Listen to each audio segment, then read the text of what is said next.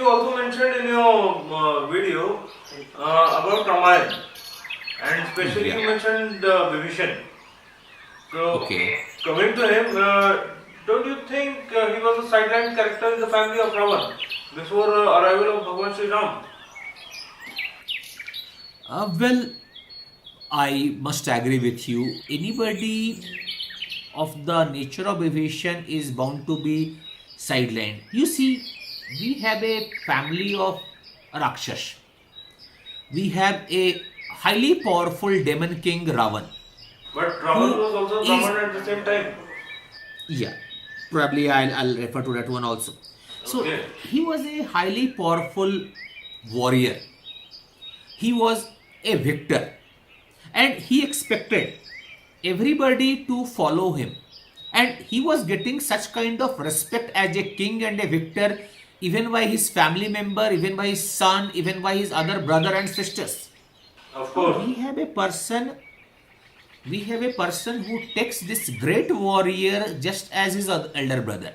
He is not willing to respect him more than an elder brother. Something which Prahlad did to Hiranyakashipu. He didn't wanted to consider him a god, but as a father. And Of probably course. this much respect was an under expectation from Ravan or Hiranyakashipu. He wanted Okay. to be credit for, and when everybody is following you, everybody is following one track, they are glorifying you. There is a person who talks about dharma, virtues. There is a person who thinks that he can argue with his brother and ask him to correct his ways as if Ravan was on the wrong track. So you are somebody who dares to challenge the course of action or a decision of the king. You are bound to be sidelined and eventually at some point of time kicked out, which happened with Vibhishan. Of course.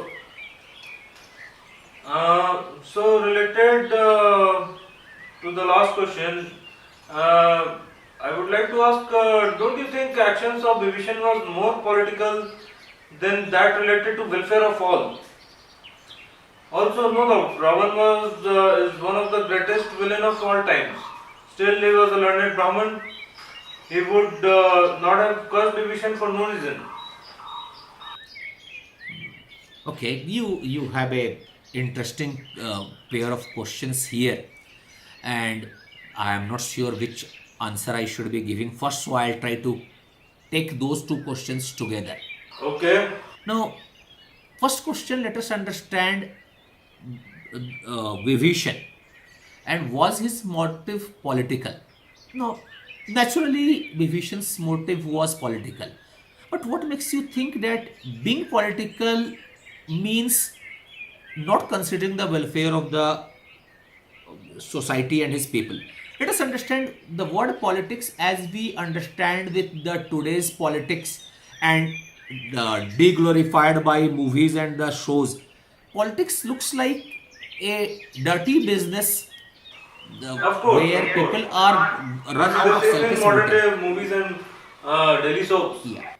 But if you look into the texts of Arthashastra written by Chanakya or popularly known as Kautilya, Of course. and it can be safely placed in the midpoint of today's world and Mahabharata world or Ramayana world or slightly more recent, you will see that they define Rajniti to be Rajniti because it is being headed by the king, but it is done for the welfare of the society.